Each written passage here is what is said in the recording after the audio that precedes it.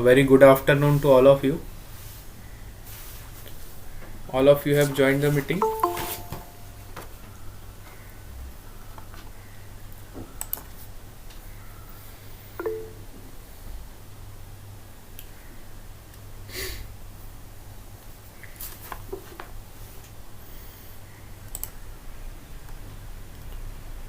Yes, सबको मेरी आवाज़ आ रही है बेटा? Yes sir. Okay, very good. So आज हम बेटा मिक्स क्वेश्चन करेंगे इलेक्ट्रोमैग्नेटिक इंडक्शन के और अल्टरनेटिंग करंट के, है ना. कल मैंने आपको अल्टरनेटिंग करंट के जेई मेंस के जितने भी प्रीवियस ईयर क्वेश्चंस थे ऑलमोस्ट सभी सॉल्व करवा दिए थे. आज हम मिक्स क्वेश्चंस करेंगे, इलेक्ट्रोमैग्नेटिक इंडक्शन के भी करेंगे और अल्टरनेटिंग करंट के भी करेंगे. ठीक है. तो अभी मैं आपको पिक भेज रहा हूँ क्वेश्चंस की ग्रुप में और फिर हम क्वेश्चन सॉल्व करेंगे. ठीक है. I am sending you the pic in group and you will see it. ठीक है बेटा. मैं ग्रुप में पिक भेज रहा हूँ.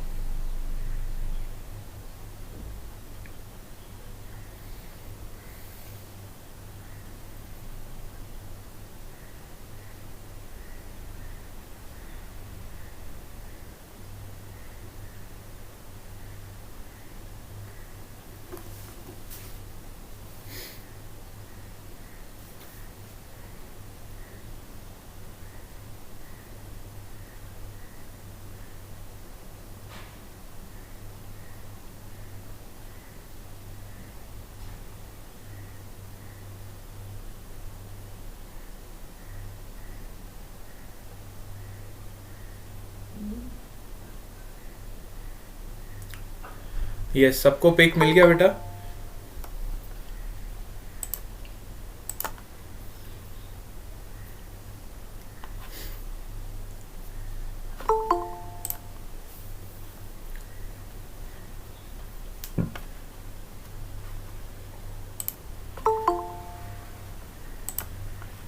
ठीक है.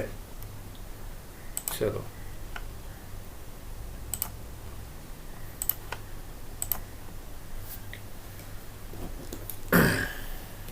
Let's come on to first question. Question number 1. ठीक है. क्वेश्चन नंबर 1 पे आ जाओ. सब लोग रीड करेंगे question number 1. A very long solenoid of radius R, it is given that, बहुत लॉन्ग सोलेनॉइड है जिसका रेडियस भी हमें पता है आर के बराबर है ना. Carrying a current which is a function of time, है ना. ये बेटा क्वेश्चन है आपका जेई मेंस 2019 का इलेक्ट्रोमैग्नेटिक इंडक्शन से.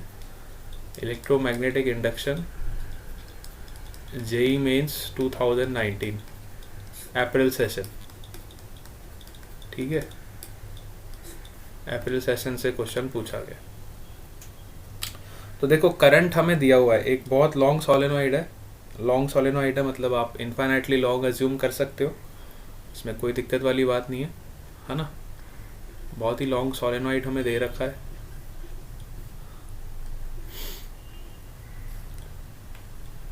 विच इज कैरिंग अ करंट आई. ठीक है. ये करंट कितना कैरी कर रहा है? आई कैरी कर रहा है. It is also given that the current is a function of time और उसका हमें इक्वेशन दे रखा है आई इज इक्वल टू के टी टाइम्स ई की पावर माइनस अल्फा टी. ठीक है. आई इज इक्वल टू के टी टाइम्स ई की power minus alpha T, where k is greater than 0 means k is a positive number. ठीक है.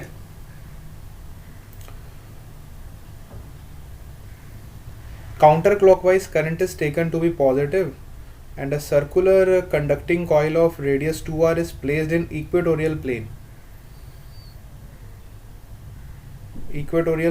of the solenoid. ठीक है. तो इसके इक्वेटोरियल एक प्लेन है सोलेनॉइड के, यहाँ पे इक्वेटोरियल प्लेन मतलब यहाँ इक्वेटोरियल एक्सिस पे लाई करेगा. ठीक है. तो इसके इक्वेटोरियल प्लेन पे हमने क्या किया है, एक कॉइल प्लेस की है, कंडक्टिंग कॉइल, और जिसका रेडियस है 2r। ठीक है, a circular conducting coil of radius 2r is placed in the equatorial plane of solenoid and concentric with the solenoid. ठीक है, सोलेनॉइड के साथ कॉन्सेंट्रिक भी है। इसका मतलब कुछ इस तरीके से हमने रखी है कॉइल इसके इक्वेटोरियल प्लेन पे।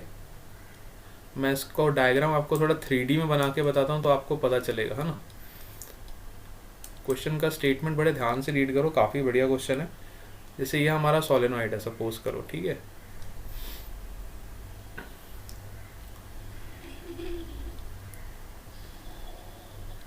ये हमारा इस तरीके से सोलेनॉइड है, ठीक है।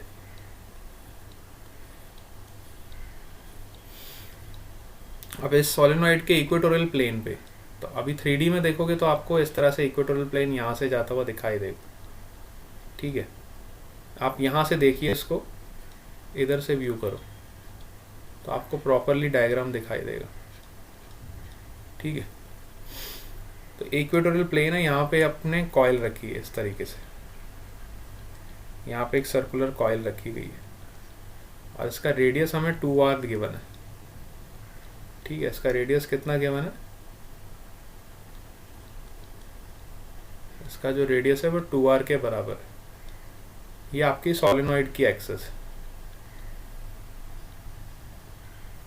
मेरे ख्याल से आप सिचुएशन को एनालाइज कर पा रहे हो अच्छे से। और इस सोलेनॉइड में करंट इस तरीके से फ्लो कर रहा है, मतलब यहाँ से करंट आपका एंटर कर रहा है, इस तरीके से गोल घूमता हुआ फिर जा रहा है, ठीक। यहाँ से करंट जैसे आपका एंटर कर रहा है तो इस तरीके से गोल घूमता हुआ फिर जा रहा है, ठीक है।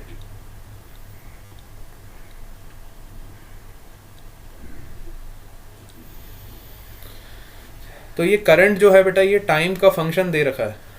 अपना जो करंट है, ये जो फ्लो कर रहा है, ये बिल्कुल टाइम का फंक्शन दिया हुआ है उन्होंने, और उसका इक्वेशन भी हमें पता है, which is k into T E की पावर माइनस अल्फा टी। तो हमें फाइंड क्या करना है, सबसे पहले ये देखो, क्वेश्चन तो हमने अब समझ लिया।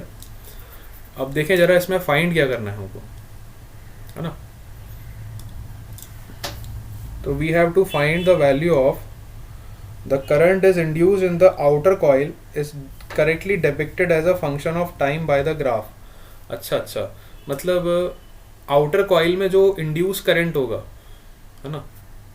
अब होगा क्या एक्चुअली, देखो बेटा, इसमें जो करंट फ्लो करेगा सोलेनॉइड में, इसकी वजह से एक मैग्नेटिक फील्ड जनरेट होगा, है ना। और वो मैग्नेटिक फील्ड जो होगा वो इस कॉइल के प्लेन को ऐसे कट करते हुए जाएगा, है ना। राइट हैंड रूल लगाओगे तो जो मैग्नेटिक फील्ड प्रोड्यूस होगा वो इस कॉइल के प्लेन को कुछ कट करते हुए जाएगा। और मैग्नेटिक फील्ड हमें टाइम का फंक्शन है, तो हमें पहले ये पता लगाना है कि वो टाइम के साथ इंक्रीज कर रहा है कि डिक्रीज कर रहा है। पहले तो आप ये आइडेंटिफाई करो कि आपका जो मैग्नेटिक फील्ड होगा वो टाइम के साथ इंक्रीज होगा कि डिक्रीज होगा।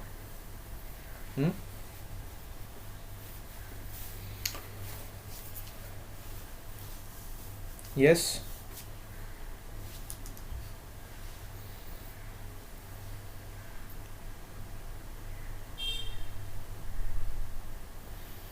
और इस मैग्नेटिक फील्ड, इस करंट की वजह से क्या होगा ना, देखो ये मैग्नेटिक फील्ड जो जनरेट होगी ना, वो इस कॉइल के प्लेन को इस तरह से कट करती हुई जाएगी, इस कॉइल के प्लेन को इस तरीके से कट करती हुई जाएगी। अब ऑब्वियसली हमारा करंट टाइम के साथ जो भी वेरी करेगा तो मैग्नेटिक फील्ड भी टाइम के साथ वेरी करेगी, है ना। और मैग्नेटिक फील्ड टाइम के साथ वेरी करेगी तो ये जो सर्कुलर कॉइल है इसमें एक इंड्यूस ईएमएफ जनरेट होगा, इस सर्कुलर कॉइल में इंड्यूस ईएमएफ जनरेट होगा जो ये एक्सटर्नल मैग्नेटिक फील्ड को अपोज करेगा, जो ये एक्सटर्नल मैग्नेटिक फील्ड को क्या करेगा, अपोज करेगा, है ना। एक्सटर्नल मैग्नेटिक फील्ड को अपोज करेगा। बात समझ आ रही है? All of you are getting this? तो पहले तो हम फ्लक्स निकालेंगे कि कितना फ्लक्स आपका आउटर कॉइल के साथ, जिसका रेडियस 2r दिया हुआ है, इस मैग्नेटिक फील्ड का कितना फ्लक्स आपका आउटर कॉइल के साथ है जो लिंक करेगा, है ना, आउटर कॉइल के साथ कितना फ्लक्स आपका लिंक करेगा। आपको देखो डेटा सब दे रखा है और इस डेटा का हम यूज़ करेंगे और फिर हम आइडेंटिफाई करेंगे कौन सा ग्राफ जो है वो सही बता रहा है। एक बार ग्राफ को भी देख लो, ABCD ऑप्शन चारों आपके पास अवेलेबल है और आप चारों ऑप्शंस को देख सकते हो, चारों ऑप्शंस को देख सकते हो।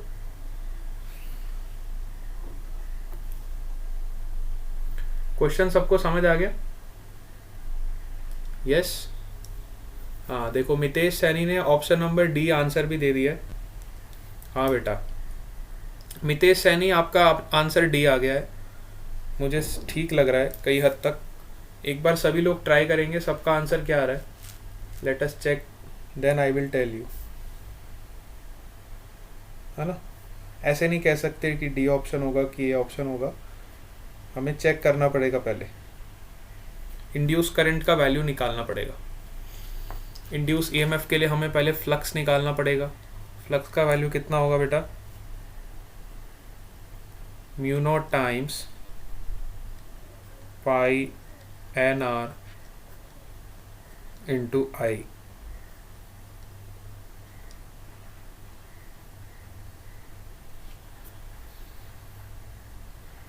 है ना। एरिया कितना होगा, म्यू नॉट टाइम्स पाई R स्क्वायर, जो भी आपका एरिया है। फ्लक्स का वैल्यू कितना हो जाएगा, यहाँ से फ्लक्स का वैल्यू आपको पहले कैलकुलेट करना पड़ेगा, है ना। करंट का वैल्यू यहाँ से सब्सटीट्यूट करोगे, which is KT into E की पावर माइनस अल्फा टी, ठीक है। और फिर EMF फाइंड करोगे, which is minus d∅dt। According to Faraday's law EMF is equal to minus d∅dt। यहाँ से इसको डिफरेंशिएट करके देखो ज़रा, इस इक्वेशन को डिफरेंशिएट करोगे तो कैसा रिलेशन मिलेगा आपको।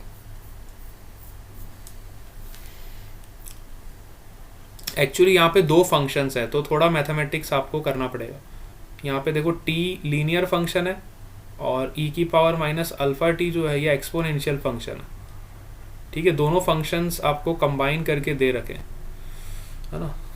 तो वेरी तो यहाँ पे करंट कर रहा है, तो हम करंट को ही डिफरेंशिएट करेंगे, बाकी पैरामीटर्स तो हमारे कांस्टेंट ही है फ्लक्स के लिए, है ना। हमें पता है ना फ्लक्स जो होता है BA cos थीटा जब हम लिखते हैं, तो यहाँ पे जो मैग्नेटिक फील्ड है बेटा वो चेंज हो रही है ना। मैग्नेटिक फील्ड किसकी वजह से चेंज होगी, करंट की वजह से चेंज होगी। तो हमारा वेरिएबल क्या है यहाँ पे, करंट है, ठीक है। तो जब आप डिफरेंशिएट करोगे इसको मैग्नेटिक फील्ड के टर्म्स में, तो ultimately you have to differentiate the current. तो करंट को डेरिवेटिव करके देखो टाइम के रिस्पेक्ट में कितना आएगा, d/dt of KT into E की power minus alpha T. Other factors तो आपके कांस्टेंट ही रहेंगे, तो उसको कुछ कांस्टेंट मान लो सी, ठीक है। ये हमारा इंड्यूस EMF का वैल्यू हो जाएगा, ठीक है। नेगेटिव साइन को नहीं बोलोगे। तो इसको डेरिवेटिव करो, अब डेरिवेटिव करके देखो कैसा इक्वेशन मिल रहा है आपको, minus d/dt of, chain rule लगाओ, minus d/dt of KT into E की power minus alpha t plus d/dt of E की power minus alpha t into KT।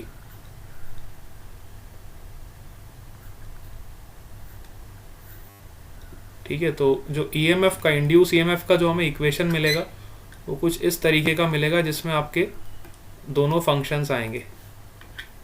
Induce EMF का जो वैल्यू होगा उसको सॉल्व करोगे तो you will gate K into E की power minus alpha t plus E की पावर माइनस अल्फा टी का डेरिवेटिव कितना हो जाएगा, माइनस अल्फा इंटू E की power minus alpha t into KT, ठीक है।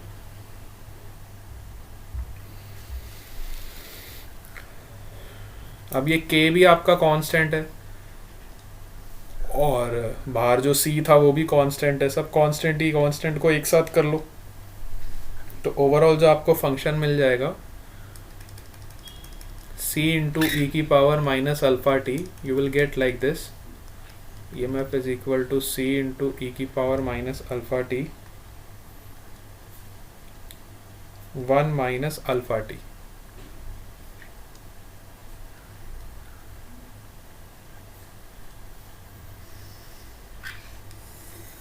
इस तरह का आपको इंड्यूस EMF मिल जाएगा। ठीक है, तो अब ये देख लो इसमें से इक्वेशन जो हमें मिल गया इस हिसाब से कौन सा ग्राफ सही होगा। तो यहाँ पे पुट करके देख लो value, t equal to 0 put करो तो देखो इंड्यूस EMF का वैल्यू कितना आ रहा है, और t equal to infinity put करो और देखो इंड्यूस EMF का वैल्यू कितना आ रहा है, और चारों ऑप्शंस में से चेक करो कौन सा ऑप्शन सही आ रहा है ना। समझ आ गया बेटा? तो इस तरह से डेरिवेटिव थोड़ा सा करना पड़ेगा और चेक करना पड़ेगा कौन सा ऑप्शन सही आ रहा है। मेरे ख्याल से option D will be correct, दिल्ली। Option number D is correct according to the equation. Option D is correct. यहाँ पे पुट करके देखो ना, t इक्वल टू 0 पुट करोगे तो क्या हो जाएगा, EMF का वैल्यू कितना हो जाएगा। t इक्वल टू 0 पुट करोगे तो EMF का वैल्यू कितना हो जाएगा आपका, ये नेगेटिव साइन बाहर है बेटा। t इक्वल टू 0 पुट करो तो ये क्या हो जाएगा, e की पावर माइनस 0 इज 1, और ये नेगेटिव साइन आपका है, ये जो बाहर नेगेटिव साइन है ये ऑलरेडी है ना। तो माइनस कुछ कांस्टेंट के बराबर हो जाएगा आपका EMF, है ना। इंड्यूस EMF इनिशियली कितना हो जाएगा, माइनस कुछ कांस्टेंट के बराबर हो जाएगा।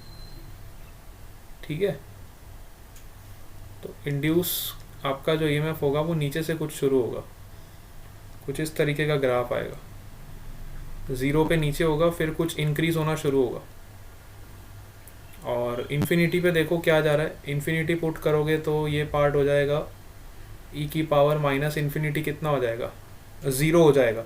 मतलब इन्फिनिटी पे वापस 0 को टेंड करेगा ग्राफ, है ना। तो मतलब यहाँ से कुछ उठेगा, कुछ टाइम के लिए ग्रो करेगा और फिर इन्फिनिटी पे 0 को टेंड कर जाएगा। तो इस तरीके का आपको कुछ कर्व मिलेगा। ठीक है, अब ये देख लो कौन से ऑप्शन में, बात समझ आ रही है ना। अब क्लियर हो गया बेटा? तो इस तरह से आपका graph, option number D will be correct. Now come to the next question, question number 2। तो जेई का क्वेश्चन है और काफ़ी मतलब थोड़ा मैथमेटिकल पार्ट इसमें ज़्यादा था, मैं ये कह सकता हूँ। फिजिक्स थोड़ी कम थी, मैथमेटिक्स थोड़ी ज़्यादा थी। इस टाइप के क्वेश्चंस जेई में कई बार आ जाते हैं, मतलब आया ही हुआ है, आप देख सकते हो ना। 2019 का ही क्वेश्चन है, थोड़ा मैथमेटिक्स ओरिएंटेड ज़्यादा था ये क्वेश्चन। नेक्स्ट पे आ जाओ, question number 2। A 10 meter long horizontal wire, question number 2। A 10 meter long horizontal wire which extends from north to east. So first of all we will draw the diagram. North to east, है ना, which extends from northeast, northeast to southwest. अच्छा, तो पहले आप diagram बना लो, direction सारे show कर लो। एक मिनट, क्वेश्चन नंबर 2 सब लोग रीड करेंगे।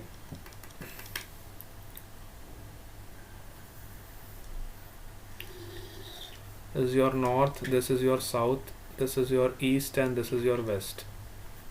ठीक है, so north east to south west, south west इधर कहीं लाई करेगा और नॉर्थ ईस्ट इधर कहीं लाई करेगा। यहाँ पे हमने एक वायर रखी हुई है, ठीक है, 10 मीटर लॉन्ग हॉरिजॉन्टल वायर। ठीक है, यहाँ पे एक 10 मीटर लॉन्ग हॉरिजॉन्टल वायर हमने रखी हुई है। ठीक है, 10 मीटर लॉन्ग है। ठीक है, it is falling with the speed of 5 metre per second at a right angle to the horizontal component of the earth's magnetic field. तो अर्थ्स मैग्नेटिक फील्ड का हॉरिजॉन्टल कंपोनेंट कहाँ पे लाई करेगा? Earth's magnetic field का horizontal component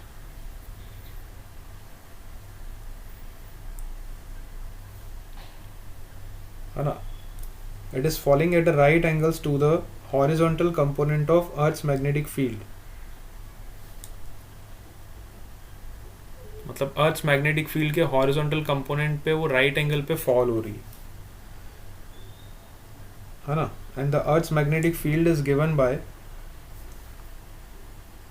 0.3 into 10 की power -4, 0.3 into 10 की power -4 which is Weber per meter square. This is the magnetic field given to you. अब 90 degree पे फॉल हो रही है, मतलब ये कुछ इस तरह की कंडीशन होगी, इसकी जो वेलोसिटी है बिल्कुल 90 डिग्री एंगल पे वो फॉल हो रही है अर्थ्स मैग्नेटिक फील्ड के हॉरिजॉन्टल कंपोनेंट से, ठीक है। 90 डिग्री पे फॉल हो रही है, मतलब सपोज करो अर्थ की मैग्नेटिक फील्ड आपकी हॉरिजॉन्टल अगर ऐसे है तो 90 डिग्री एंगल वेलोसिटी उसके साथ बना रही है ना। तो हम सबको पता है ईएमएफ जो जनरेट होगा वो कितना जनरेट होगा, BLV sine theta, and angle it is already given 90 degree, so we will write here BLV sine 90, BLV sine 90। तो यहाँ से आप इसका आंसर निकाल सकते हो। मैग्नेटिक फील्ड हमें पता है, लेंथ हमें पता है, स्पीड भी हमें गिवन है, कितनी वेलोसिटी से वो फॉल कर रहा है ये भी आपको पता है, 5 मीटर पर सेकेंड से फॉल कर रहा है। तो सिंपली आप ईएमएफ यहाँ से कैलकुलेट कर सकते हो, कितना ईएमएफ आ जाएगा बताओ, 1.1 इंटू 10 की पावर -3, सबका यही आ रहा है। मेरे ख्याल से बेटा आपने कैलकुलेशन मिस्टेक किया होगा। 1.5 is the correct answer, option A is correct. You have to just substitute the value 0.3 into 10 की power -4 into 10 into V, so 5 3 जा 15 होगा ना बेटा, 1.5 to 10 की power -3 volts. This will be the EMF generated. So this is the quite simple question. ये 4 marks में पूछा है, बताओ JEE में। तो ऊपर वाला जो क्वेश्चन था वो थोड़ा मैथमेटिक्स ओरिएंटेड था, लेकिन ये जो क्वेश्चन है आपका बिल्कुल फिजिक्स ओरिएंटेड पूछा गया, ठीक है। क्वेश्चन नंबर 2, नेक्स्ट आ जाओ क्वेश्चन नंबर 3 पे।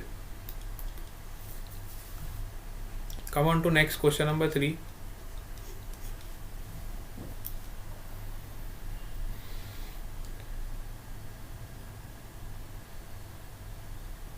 The self-induced EMF of a coil is 25 volt. When the current in it is changed from uniform rate of 10 ampere to 25 ampere in 1 second, the change in the energy of the inductance, है ना, the change in the energy of the inductance, change in the energy of inductance we have to calculate. What is the energy stored in the inductor? Inductor में जो energy store होती है बेटा कितनी होती है, अगर इसका इंडक्टेंस सेल है तो इसमें एनर्जी जो स्टोर होती है वो कितनी होती है, energy store in inductor is ½ Li²। कितनी बार हम इस पॉइंट को डिस्कस कर चुके हैं।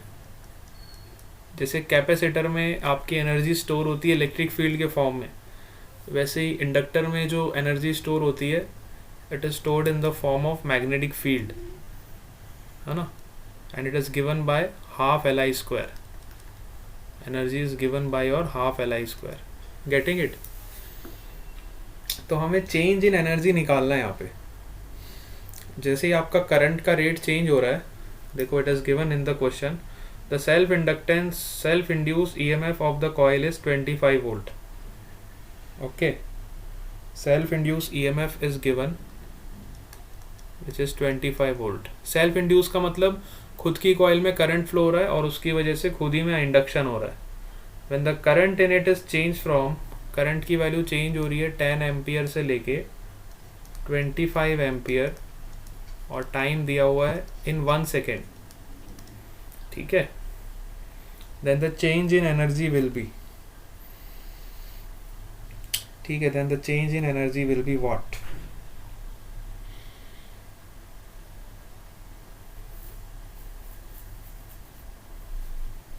तो सबसे पहले हमें इंडक्टेंस फाइंड करना पड़ेगा, तो हम एनर्जी का चेंज निकाल लेंगे. सपोज करो पहले इसकी एनर्जी I1 करंट पे कितनी है, E1, और जब I2 करंट फ्लो करेगा तो एनर्जी कितनी हो जाएगी, half L I2 square. Then what will be the change in energy which is delta E.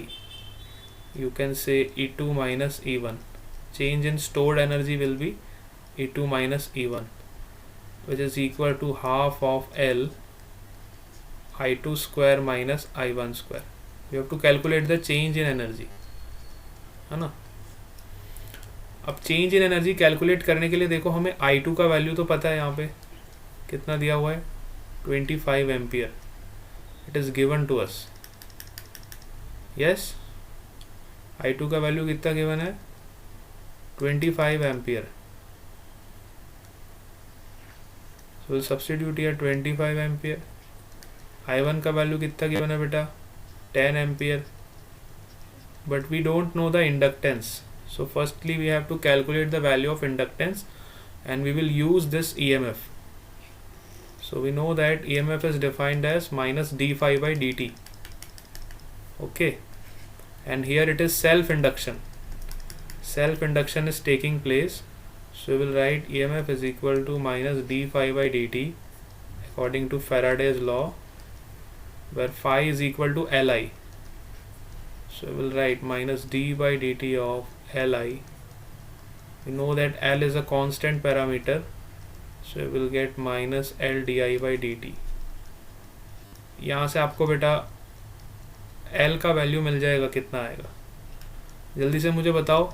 Inductance का वैल्यू कितना आ रहा है, and then find the value of change in energy, है ना.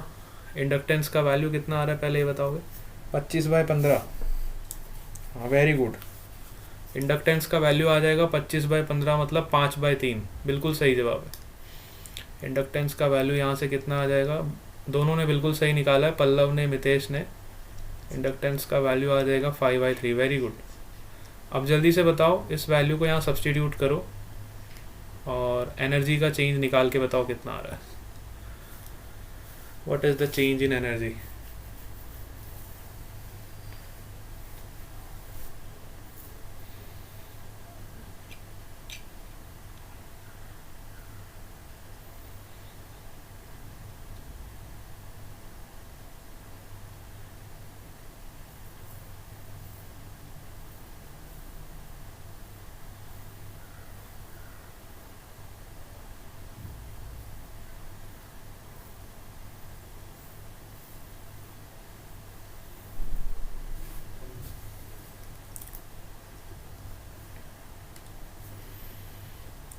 What is your answer? 437.5. और पल्लव का कितना आ रहा है 525.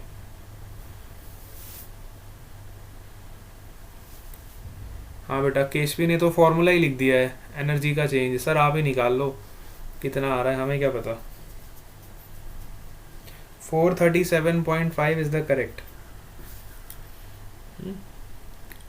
Correct answer will be 437.5 joules. This will be your change in energy. ठीक है.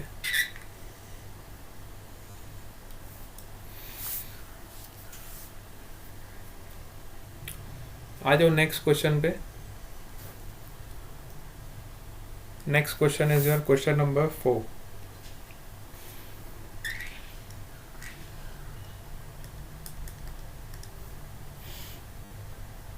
Question number 4.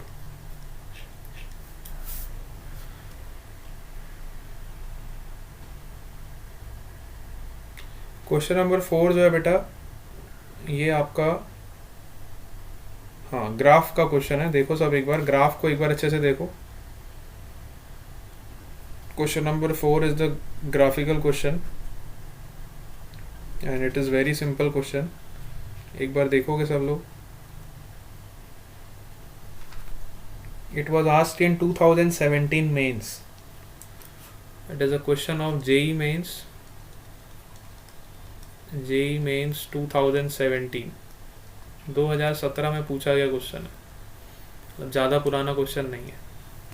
क्वेश्चन में क्या दिया है? A coil of resistance 100 ohm and a current induced by changing the magnetic flux through it as shown in the figure. ठीक है, इन a coil, एक coil है, इस तरह की एक कॉइल है जिसका रेजिस्टेंस है 100 ओम। ठीक है, resistance is given as 100 ohm and a current is induced by changing the magnetic flux. इसमें हमने करंट को इंड्यूस किया, करंट को इंड्यूस किया by changing the magnetic flux. Magnetic flux को चेंज करके करंट इंड्यूस होगा, हम सबको पता है। Then the magnitude of the change in flux through the coil is, अच्छा करंट का वैल्यू आपको दे रखा है ग्राफ में। करंट का वैल्यू देखो कहाँ से कहाँ तक चेंज हो रहा है, from 10 ampere to 0 ampere. Current का वैल्यू चेंज हो रहा है 10 से 0 इन टाइम 0.5 सेकेंड्स। 0.5 सेकेंड्स में सारा का सारा काम हो। ठीक है, then what is the value of change in flux? So again you have to apply the same Faraday's law. Faraday का लॉ लगाओ और बताओ मेरे को कि फ्लक्स में चेंज कितना होगा।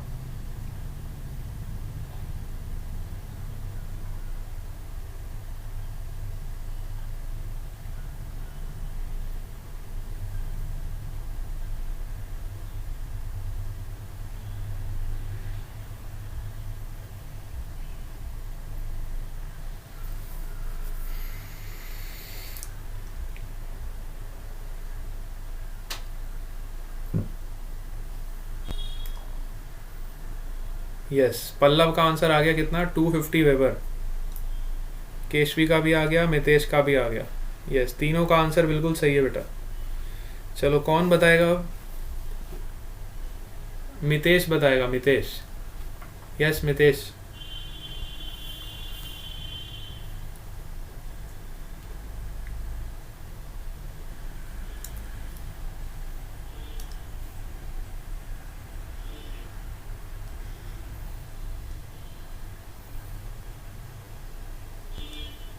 मितेश ने क्या किया? यस,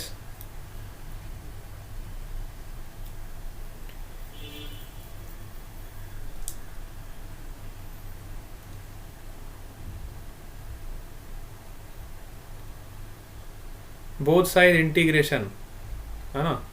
वेरी गुड बेटा, देखो बिल्कुल सही आंसर दिया है मितेश ने। हम सबको पता है, देखो EMF is equal to d∅/dt, है ना।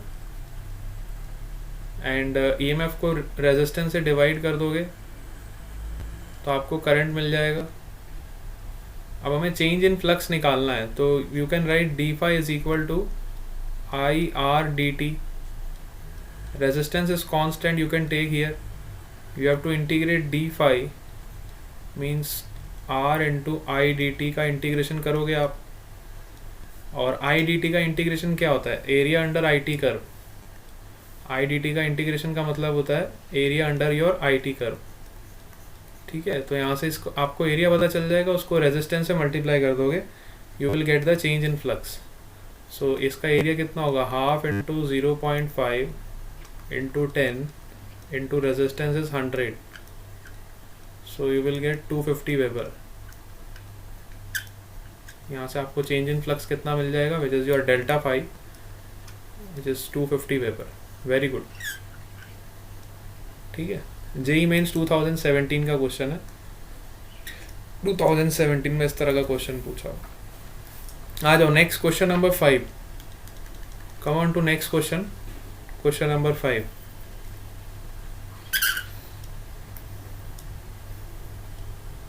सबको समझ आ रहा है ना बेटा? अगर कहीं दिक्कत आए तो बता देना। Question number 5, it is a question of JEE Mains 2013. JEE Mains 2013. Question number 5. A circular loop of radius 0.3 centimeter lies parallel to a much circular loop of radius 20 centimeter. अब दो सर्कुलर लूप हमें दिए हुए हैं, है ना? The center of the smaller loop is on the axis of the bigger loop. The distance between their center is 15 centimeter. अच्छा, a circular loop of radius 0.3 centimeter which lies parallel to much bigger circular loop, है ना? मतलब दो circular loops आपको दिए हुए हैं इस तरीके से, देखो एक छोटा सा सर्कुलर लूप है 0.3 सेंटीमीटर रेडियस का, और एक बड़ा सा सर्कुलर लूप है इसका रेडियस है 20 सेंटीमीटर, ठीक है? R1 is equal to 0.3 centimetre and R2 is equal to 20 centimetre. दोनों सेम एक्सिस पे लाई कर रहे हैं, एक दूसरे के पैरेलल। मीन्स आप यहाँ से देखोगे तो आपको सर्कुलर दिखाई देंगे। If you view from this side आपको इसका सर्कुलर शेप दिखाई देगा, ठीक है? The centre of the smaller loop is on the axis of the bigger loop. देखो स्मॉलर लूप का जो सेंटर है वो बिगर लूप के एक्सिस पे, मतलब बिल्कुल यही डायग्राम आएगा। ये बिगर लूप की एक्सिस है ना, यहीं से पास होएगा। स्मॉलर लूप का जो सेंटर है वो बिगर लूप की एक्सिस से पास होगा, मतलब इस तरह से अरेंजमेंट है दोनों का, ठीक है? The distance between their centre is 15 centimetre. मतलब अब इन दोनों के सेंटर टू सेंटर का डिस्टेंस हमें दिया हुआ है, centre to centre distance means this distance is given to you which is 15 centimeter. Okay. If the current of 2 ampere flows through the bigger loop, bigger loop में कितना current flow कर रहा है? 2 एम्पियर, है ना? देन बिगर loop में कितना current flow करेगा? 2 एम्पियर। हम सबको पता है इसमें करंट फ्लो करेगा तो कुछ मैग्नेटिक फील्ड प्रोड्यूस होगी, है ना? इसमें जो करंट फ्लो करेगा तो इस करंट की वजह से कुछ मैग्नेटिक फील्ड प्रोड्यूस होगी, और इस मैग्नेटिक फील्ड, कितनी मैग्नेटिक फील्ड्स हैं जो इस छोटे वाले लूप के साथ लिंक करेगी, कितनी फील्ड लाइंस होंगी जो छोटे वाले लूप के साथ लिंक करेगी, उसकी वजह से जो छोटे वाले लूप में फ्लक्स प्रोड्यूस होगा वो हमें फाइंड करना है। बात समझ आ रही है ना? पहले वाले की मैग्नेटिक फील्ड लाइंस छोटे वाले के साथ कितना लिंक करेगी, जिसमें छोटे वाले में क्या फ्लक्स प्रोड्यूस होगा, है ना? You have to find the flux linked with the small loop. phi 1, what is the flux linked with the small loop? समझ आ रही बात, है ना? You have to find the flux linked with the small loop. Small loop के साथ तुम्हारा कितना फ्लक्स लिंक करेगा, that we have to find out. तो सबसे पहले हमें मैग्नेटिक फील्ड निकालनी पड़ेगी कि बड़ी वाली कॉइल की वजह से कितनी मैग्नेटिक फील्ड प्रोड्यूस होगी। So you have to calculate the magnetic field at an axial point. This is the case, ये वो केस है जब हम एक्सियल पॉइंट पे मैग्नेटिक फील्ड निकालते थे। याद करो, किसी भी एक्सियल पॉइंट पे मैग्नेटिक फील्ड निकालनी होती थी हमको, तो हमें क्या रिजल्ट मिलता था? B is equal to mu not I, भूल गए relation, R2 square upon 2 R square plus x square की power, R square plus x square की power 3/2। This is the magnetic field due to this coil,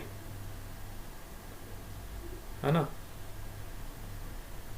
magnetic field due to this coil, ठीक है? अब ये जो magnetic field produce होगी बड़ी वाली कॉइल की वजह से,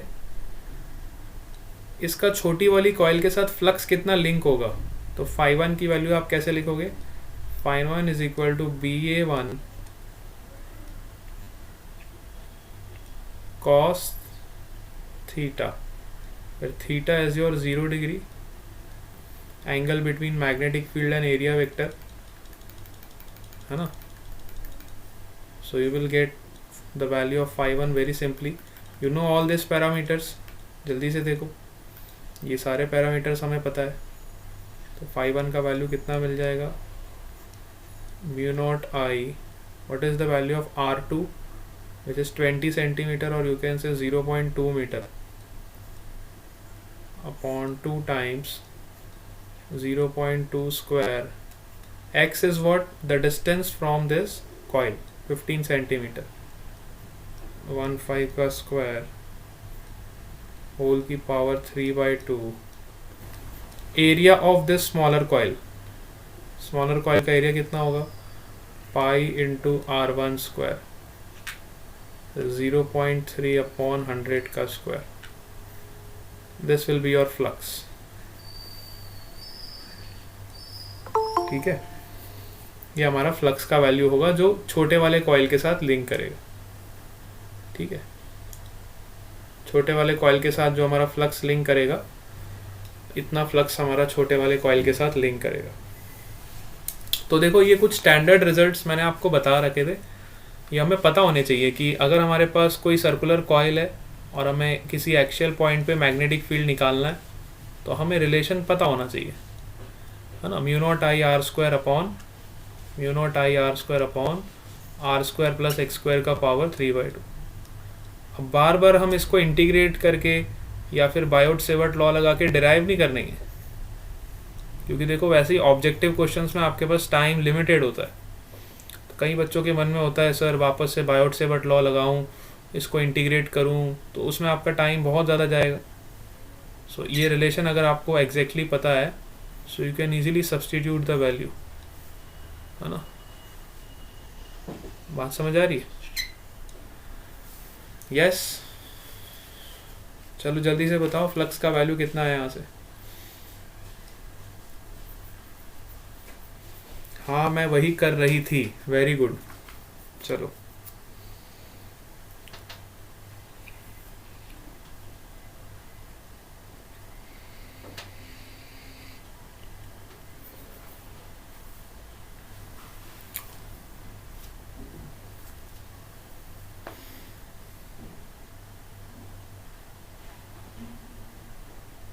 नेक्स्ट आ जाओ क्वेश्चन नंबर 6 पे.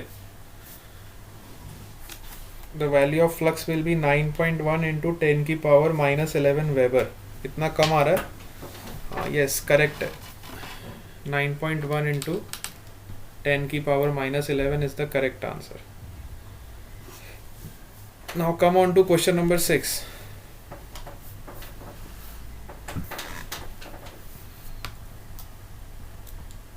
सब लोग आएंगे क्वेश्चन नंबर 6 पे. The figure shows, this was the question of JEE Mains 2003 I think, है ना. 2003 का क्वेश्चन पूछा गया है, नहीं 2009 का, है ना. JEE Mains 2009. Next question, question number 6.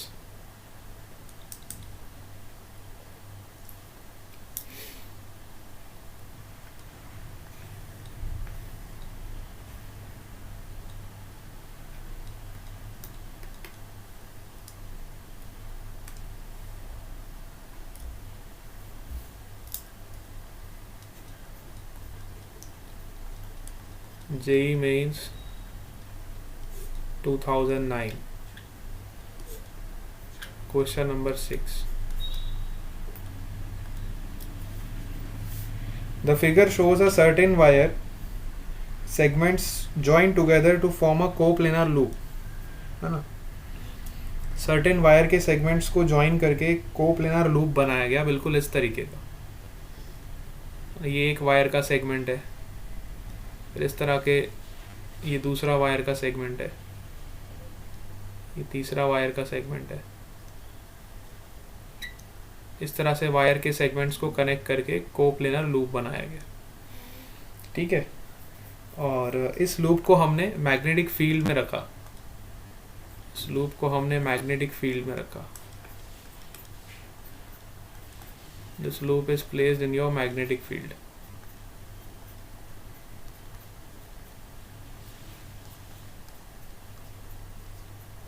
ठीक है, the loop is placed in a magnetic field perpendicular in the direction going into the plane and the magnitude of the field increases with the time। मतलब ये uniform magnetic field नहीं है, it is time varying magnetic field. Magnetic field is increasing as your time is increasing. Okay,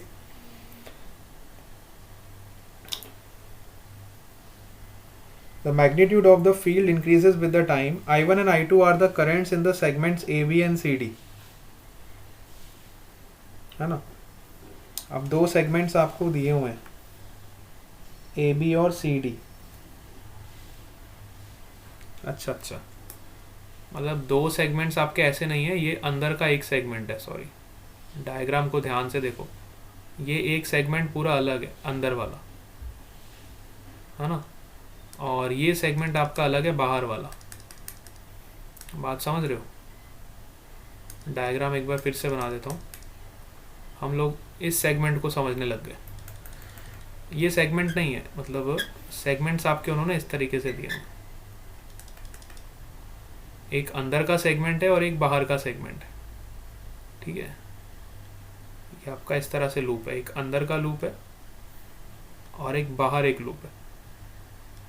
इस तरह से आपको दो segments दिए हुए हैं। ठीक है, तो ये ए बी सेगमेंट आपका हो गया और ये वाला सेगमेंट आपका C D segment. A B segment में करंट आपका I1 है, सी डी सेगमेंट में करंट कितना है, I2 है। और मैग्नेटिक फील्ड जो है टाइम के साथ चेंज हो रहा है, तो हमें फाइंड करना है कौन सा करंट ज़्यादा होगा। I1 is greater than I2 और I1 is less than I2 और I1 is in direction of BA। I1 का डायरेक्शन भी हमें नहीं पता है अभी, so I can't say the direction भी हमें फाइंड करना है। तो चारों ऑप्शन से एक बार रीड करके देखो कौन सा ऑप्शन आपको सही लग रहा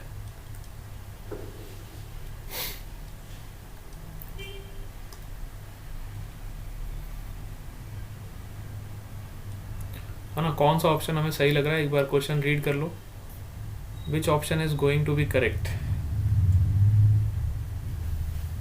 क्या I1 I2 से ग्रेटर होना चाहिए?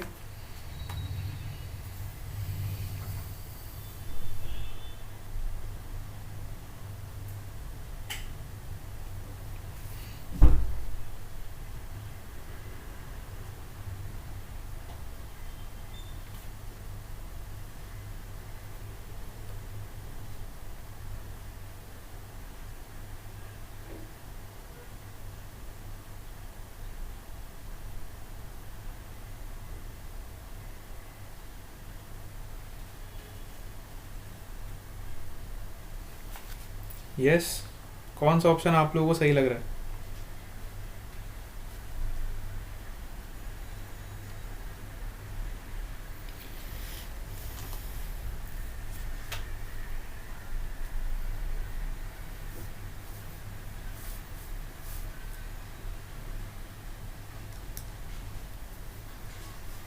नो, कोई भी ऑप्शन सही नहीं लग रहा।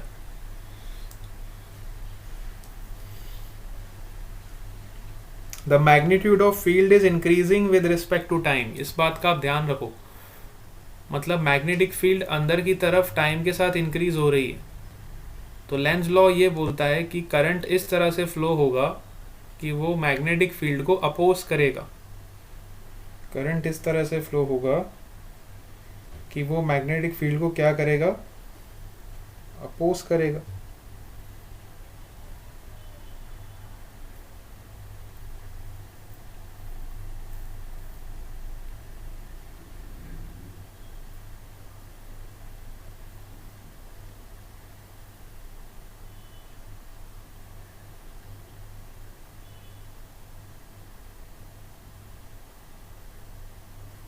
ठीक है,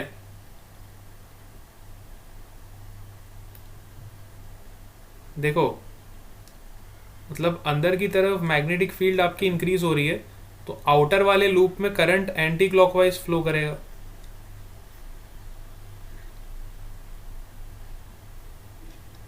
और अगर आउटर वाले लूप में एंटी क्लॉकवाइज फ्लो कर रहा है तो इनर वाले लूप में उसको अपोज करेगा, मतलब इनर वाले लूप में क्लॉकवाइज फ्लो करेगा।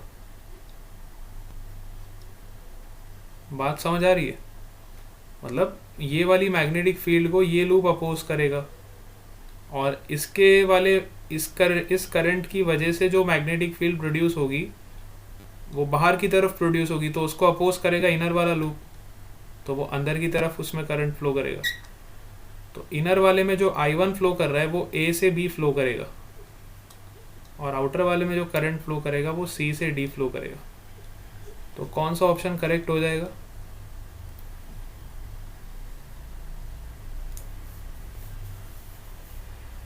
Induce magnetic field will be out of the plane. देखो बेटा, इंड्यूस मैग्नेटिक फील्ड अगर मैं इसकी देखूं जो हमें गिवन है, the given magnetic field is into the plane, this magnetic field is into the plane. इसकी वजह से जो मैग्नेटिक फील्ड इसमें इंड्यूस होगी आउटर वाले लूप में, that will be out of the plane, है ना। तो इसमें जो करंट फ्लो करेगा एंटी क्लॉकवाइज फ्लो करेगा। अब आउटर लूप की वजह से इनर लूप में मैग्नेटिक फील्ड वापस कैसे प्रोड्यूस होगी? आउटर लूप की वजह से इनर लूप में मैग्नेटिक फील्ड इस तरह से प्रोड्यूस होगी कि वो उसको अपोज करेगी, तो अपोज करेगी तो क्लॉकवाइज करंट फ्लो करेगा, तभी तो अपोज कर पाएगी। बात समझ आ रही है?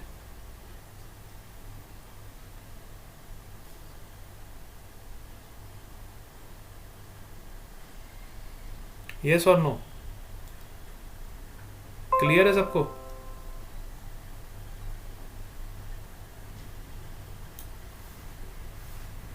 हाँ, वेरी गुड वेरी गुड, सबने आंसर बिल्कुल सही दिया। पल्लव का भी सही है, केशवी का भी सही है, मितेश का भी सही है।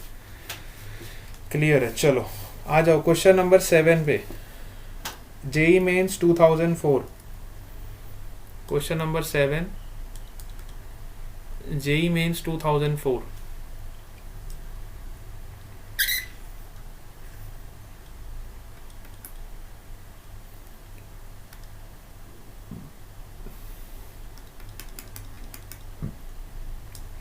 क्वेश्चन नंबर 7,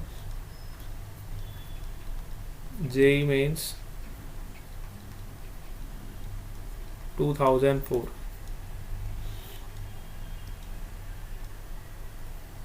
ठीक है। The variation of the induce EMF with time in a coil if a short bar magnet is move along its axis। मतलब हमें एक बार मैग्नेट दिया हुआ है, a short bar magnet is given to you and a coil is given to you, ठीक है। now this bar magnet is moved towards the coil। इस bar magnet को मैं कॉइल के पास लेके जा रहा हूं, ठीक है, with a constant velocity, it is moved with a constant velocity। Constant velocity से मैं इस बार मैग्नेट को इस कॉइल के पास लेके जा रहा हूँ। जैसे ही मैं इस बार मैग्नेट को इसके पास लेके जाऊँगा तो इसमें इंड्यूस EMF जनरेट होगा। तो वो बेस्ट कौन से डायग्राम में रिप्रेजेंट किया गया? आपको 4 ऑप्शंस दिए हुए हैं ग्राफ के, you can see in the picture, 4 options are given to you. तो इनमें से कौन सा ऑप्शन आपका करेक्ट होगा?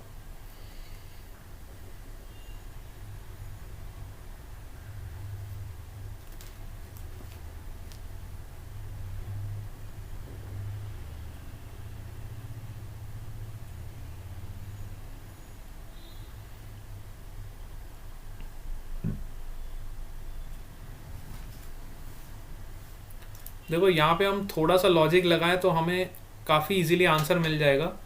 हाँ, जैसे केशवी ने आंसर दे दिया बी ऑप्शन, है ना। मितेश सैनी ने भी बी ऑप्शन बोल दिया। इन बच्चों ने तुरंत आंसर दे दिया, मतलब इन्होंने ऐसा क्या सोचा कि इनको तुरंत आंसर क्लिक हो गया। पल्लव ने भी दे दिया, है ना। तो जब आपका मैग्नेट बेटा अंदर की तरफ जाएगा, सपोज करो ये नॉर्थ पोल है और ये साउथ पोल है ना, जब ये नॉर्थ पोल इसके पास जाएगा तो इसमें करंट ऐसे प्रोड्यूस होगा कि वो उसको अपोज करेगा, मतलब यहाँ पे नॉर्थ पोल क्रिएट हो जाएगा, है ना, यहाँ पे आपका नॉर्थ पोल क्रिएट हो जाएगा, मीन्स एंटी क्लॉकवाइज आपका करंट फ्लो करेगा। अब जब ये नॉर्थ पोल इस मैग्नेट से दूर चला जाएगा तो फिर करंट की डायरेक्शन फिर से चेंज हो जाएगी, फिर ये करंट इसमें क्लॉकवाइज फ्लो करने लगेगा, है ना। जब मैग्नेट इस कॉइल के पास जाएगा तो करंट एंटी क्लॉकवाइज फ्लो करेगा, जब मैग्नेट करंट से दूर चला जाएगा तो करंट क्लॉकवाइज फ्लो करने लगेगा। मतलब इसमें हो क्या रहा है, करंट की पोलैरिटी चेंज हो रही है, करंट की जो पोलैरिटी है, पोलैरिटी मीन्स डायरेक्शन चेंज हो रही है, करंट की डायरेक्शन चेंज हो रही है। अब चारों ग्राफ में से आप कंपेयर करके देखो कौन से ग्राफ में जो है वो डायरेक्शन चेंज हो रही है। तो ऐसा एक ही ग्राफ मुझे दिखाई दे रहा है जिसमें पोलैरिटी चेंज हो रही है, that is your option number B. Polarity का मतलब पॉजिटिव से नेगेटिव आपका चेंज हो रहा है करंट, पोलैरिटी चेंज हो रही है, ठीक है। ध्यान से देखो आप कौन सा ऑप्शन करेक्ट नज़र आएगा। इनमें से एक ही ऑप्शन ऐसा है जिनमें पोलैरिटी चेंज हो रही है। बात समझ गए कि नहीं? तो ये तो काफ़ी ओरल क्वेश्चन ही हो गया, मतलब थोड़ा सा दिमाग लगाओगे तो आपको डायरेक्ट आप ऑप्शन पे टिक कर सकते हो, है ना। इसी ऑप्शन में देखो पोलैरिटी करंट की चेंज होती हुई दिखाई दे रही, ईएमएफ वर्सेस टाइम, ठीक है।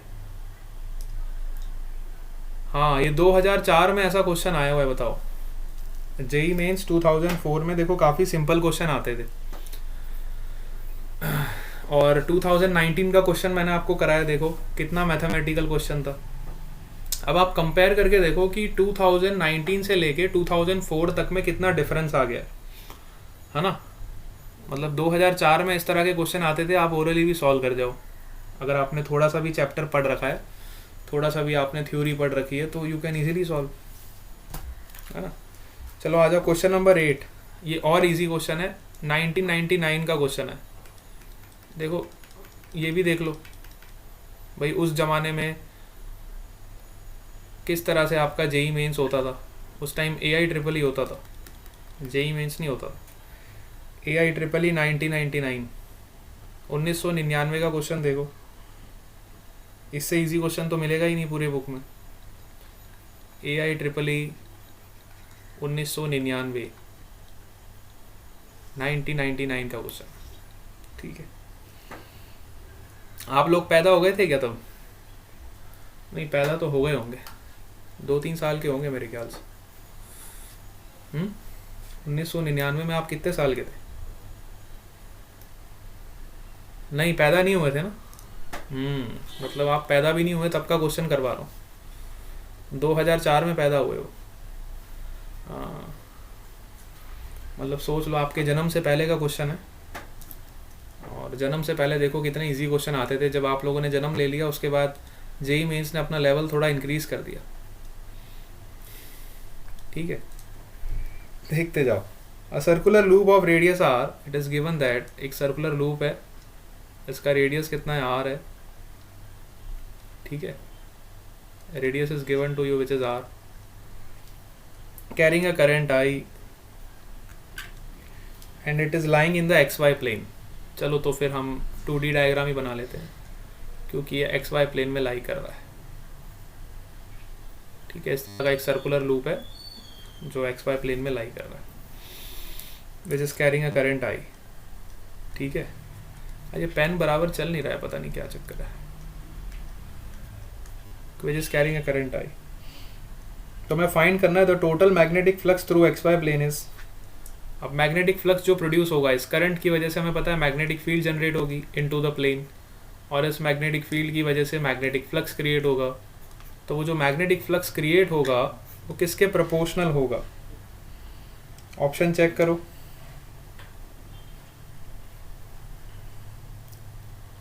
डायरेक्टली प्रोपोर्शनल टू आई, और directly proportional to R, inversely proportional to R, और जीरो। यस, बताओ कौन सा ऑप्शन करेक्ट होगा?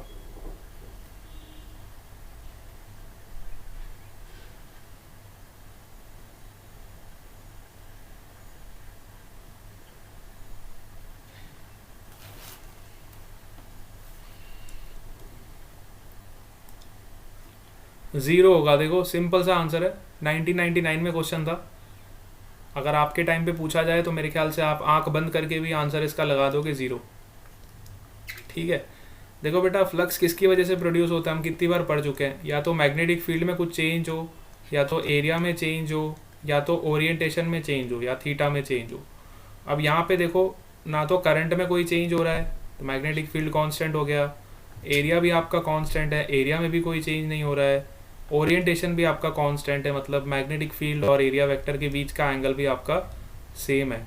तो इनमें से कोई भी पैरामीटर्स चेंज नहीं हो रहा है, तो कोई भी फ्लक्स में मेरे ख्याल से चेंज नहीं होना चाहिए, है ना।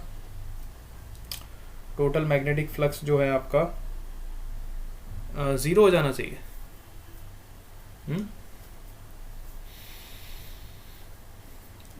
ठीक है ना, मैग्नेटिक फ्लक्स आपका ज़ीरो हो जाना चाहिए।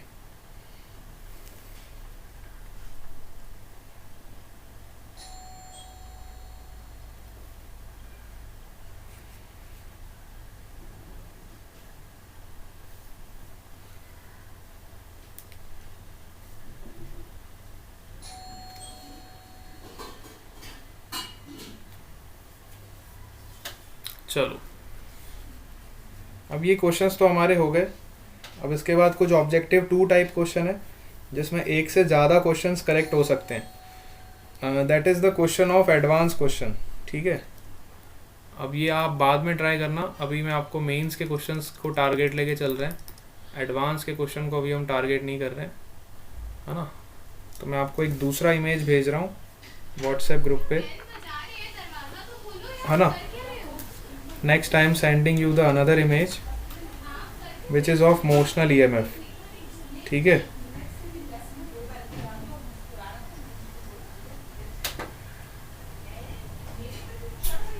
मोशनल ईएमएफ का नेक्स्ट मैं आपको पेज भेज रहा हूँ।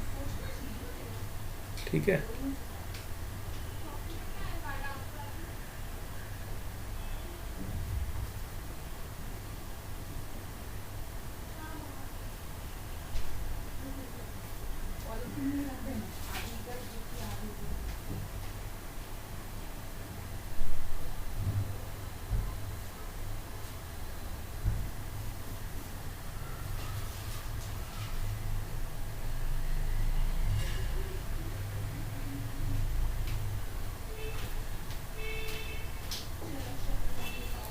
ठीक है। देखो, एक इमेज आपको मिल गई होगी और ये दूसरी इमेज भी आपको सेंड कर रहा हूँ। इसमें भी मेंस के क्वेश्चंस दे रखे हैं, तो अभी हम मेंस के क्वेश्चन को टारगेट लेके चल रहे हैं। ठीक है,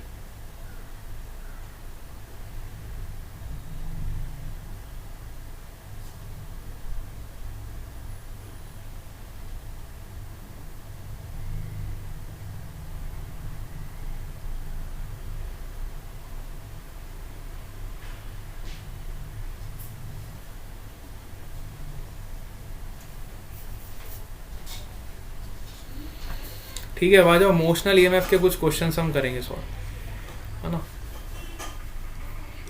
मोशनल ईएमएफ के क्वेश्चन देखो, क्वेश्चन नंबर 1,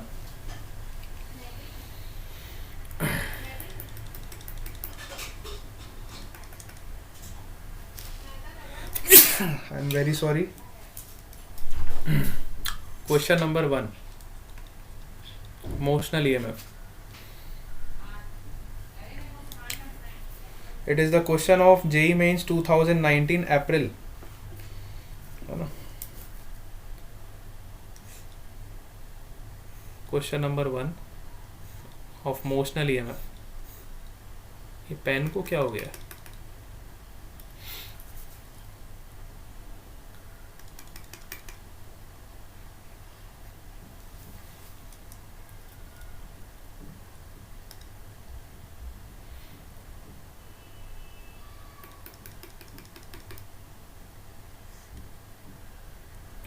ठीक है, सबको क्वेश्चन दिखाई दे रहा है properly? The figure shows a square loop L of side 5 centimetre which is connected to a network of resistance. एक हमारे पास स्क्वायर लूप है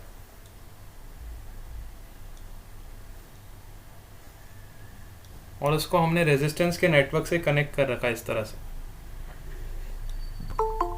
इस तरह से हमने एक रेजिस्टेंस का नेटवर्क बनाया हुआ है, ठीक है।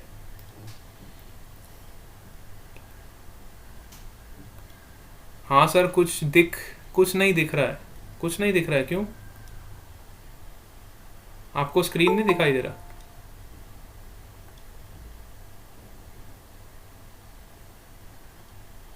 All of you are getting the screen?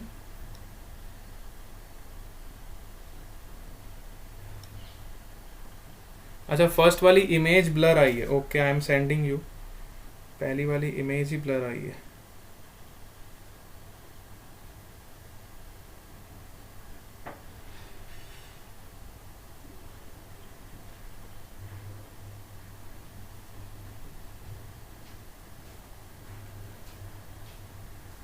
Now see, now it is visible.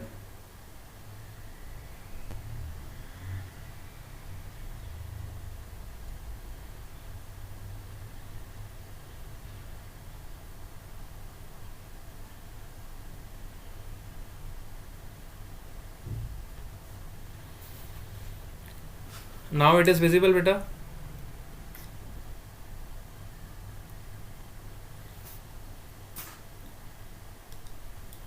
Yes, चलो ठीक है, बहुत बढ़िया। अब आ जाओ, क्वेश्चन देखो सब लोग, है ना। The figure shows a square loop of side length L, है ना, एक स्क्वायर लूप है, इसका साइड लेंथ एल है। It is connected to a network of resistance. इस तरीके से हमने इसको रेजिस्टेंस के नेटवर्क से कनेक्ट किया हुआ है, ठीक है।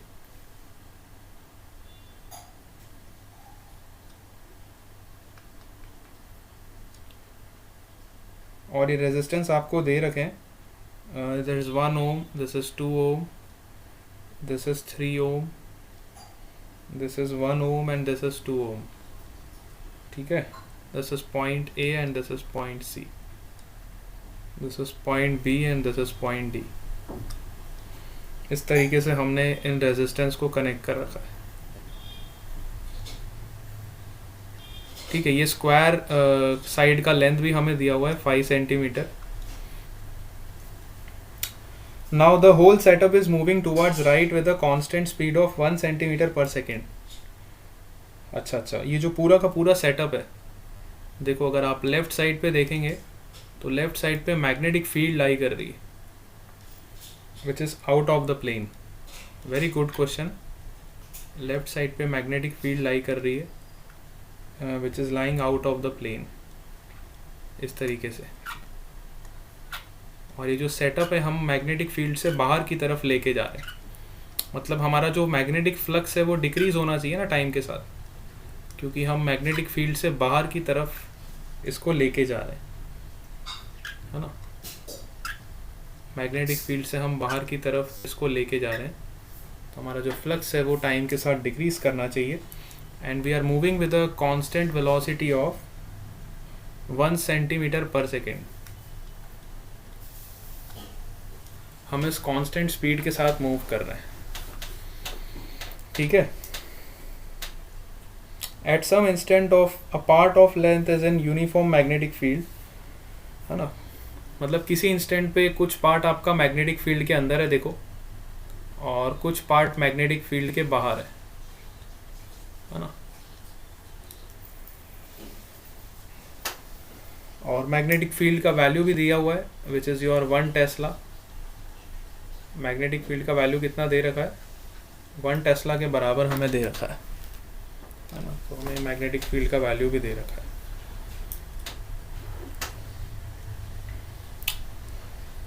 If the resistance of the length is 1.7 ohm, then the current in the loop at that instant will be, है ना।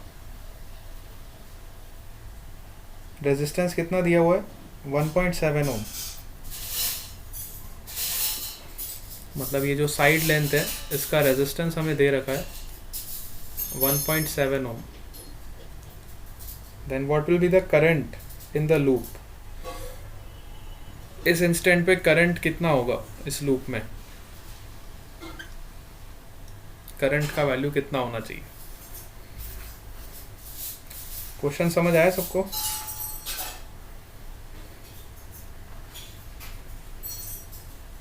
Yes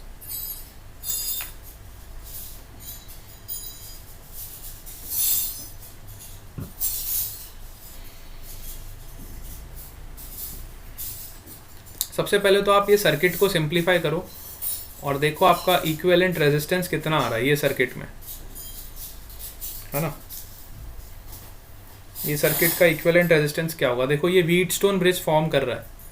you can simply see that P by Q is equal to R by S, means it is forming a Wheatstone bridge. If it is a Wheatstone bridge, then we can say that there will be no current in this branch. ठीक है, AC branch में कोई भी current आपका नहीं होगा. तो ये दो रेजिस्टर आपके सीरीज में हो जाएंगे 1 + 1 2, एंड ये दो रेजिस्टर्स भी आपके सीरीज में हो जाएंगे 2 + 2 4, and these are both in parallel. तो इनका इक्विवेलेंट रेजिस्टेंस कितना हो जाएगा, इक्विवेलेंट रेजिस्टेंस निकालोगे तो कितना हो जाएगा 4 और 2, तो 4 × 2 upon 4 + 2, it will B 4 × 2 upon 4 + 2. कितना हो जाएगा बेटा, 4 × 2 upon 4 + 2 is 6, so you will get 4/3. इसका इक्विवेलेंट रेजिस्टेंस कितना होगा 4/3. तो पहले तो हमने ये सर्किट को सॉल्व कर दिया ताकि हमें इक्विवेलेंट रेजिस्टेंस पता चल जाए, ठीक है. और इस कंडक्टर का रेजिस्टेंस हमें कितना दे रखा है, विच इज़ 1.7 ओम. इस कंडक्टर का रेजिस्टेंस कितना दिया हुआ है 1.7 ओम के बराबर. इसके अलावा जितनी भी वायर्स लगी हैं ये सब हम मान के चल रहे हैं कि प्योर कंडक्टिंग है, इनका कोई भी रेजिस्टेंस नहीं है. हम अज्यूम कर रहे हैं ये जो वायर्स के कनेक्शंस हैं इनका कोई भी एक्सटर्नल रेजिस्टेंस नहीं है. तो हमारा इफेक्टिव रेजिस्टेंस कितना हो जाएगा, effective resistance will be resistance of this conducting wire which is 1.7 ohms plus this equivalent resistance which is 4/3 ohms. ठीक है, ये हमारा इफेक्टिव रेजिस्टेंस हो जाएगा, ठीक है. तो इफेक्टिव रेजिस्टेंस अगर आप इसको सॉल्व करोगे तो कितना मिल जाएगा आपको, you will get this value is around 3 ohms. इसको सॉल्व करके देखो तो इफेक्टिव रेजिस्टेंस कितना मिल जाएगा हमें 3 ohms के बराबर. अब हमें फाइंड क्या करना है, we have to calculate the current. तो करंट का वैल्यू क्या हो जाएगा, अब it is a question of motional EMF. So motional EMF में हमारा करंट क्या हो जाएगा, current is your BLV/R. Okay,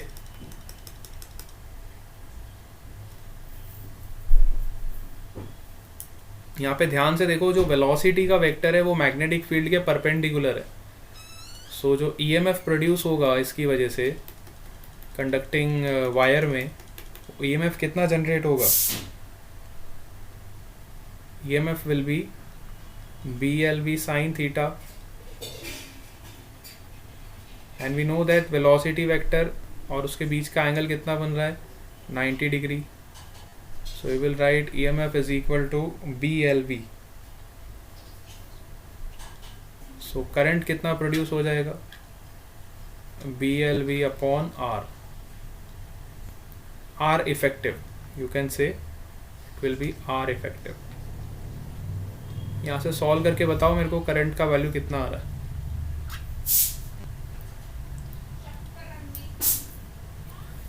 All of you will find out the value of current from here. Done sir, very good. 167 से 170 Keshavi Rana and Mitesh Saini का भी answer आ गया, दोनों का आंसर आ गया है 170 माइक्रो एम्पियर. बिल्कुल सही जवाब है ना.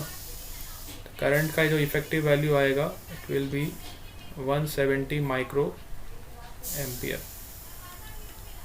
ठीक है, 170 micro ampere. Very good. Next आ जाओ question number 2. Again it is a question of motional EMF of JEE Mains 2013. JEE Mains 2013. ठीक है, 2013 मेंस का क्वेश्चन देखो. नेक्स्ट क्वेश्चन आ जाओ.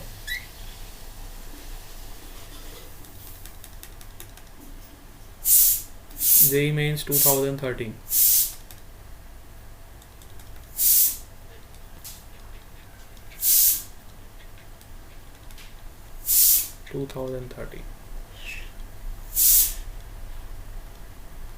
ठीक है.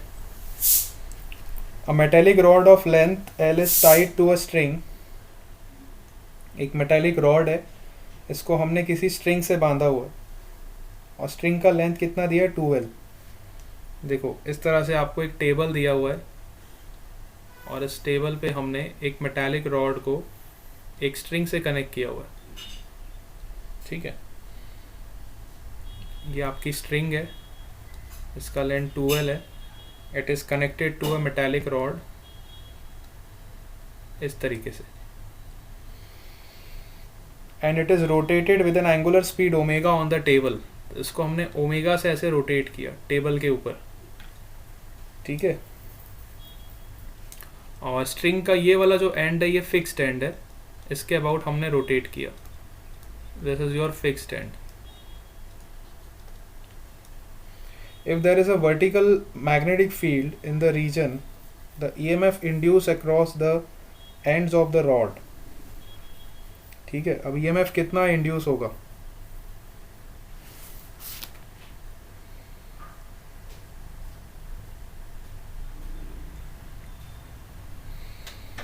If there is a vertical magnetic field in the region, मतलब मैग्नेटिक फील्ड आपकी vertical है.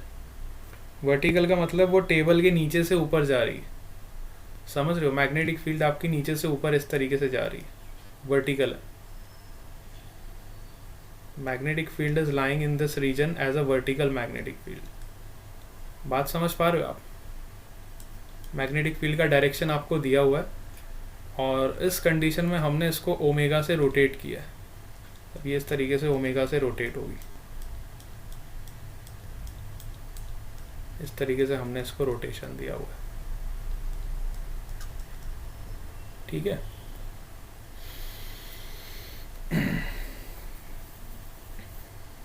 तो फाइंड करना है EMF कितना जनरेट होगा. What is the value of EMF generation?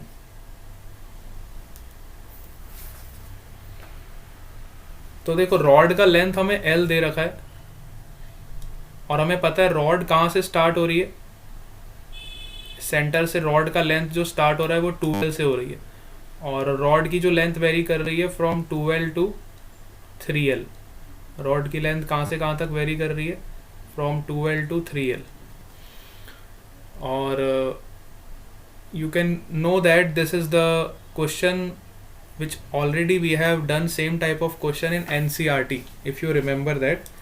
वहाँ पे मैंने आपको छोटा सा EMF निकालना सिखाया था. अगर इस तरह की रॉड होती थी तो हम पहले छोटा सा EMF कैलकुलेट करते थे, which is your B omega x dx, है ना? है ना?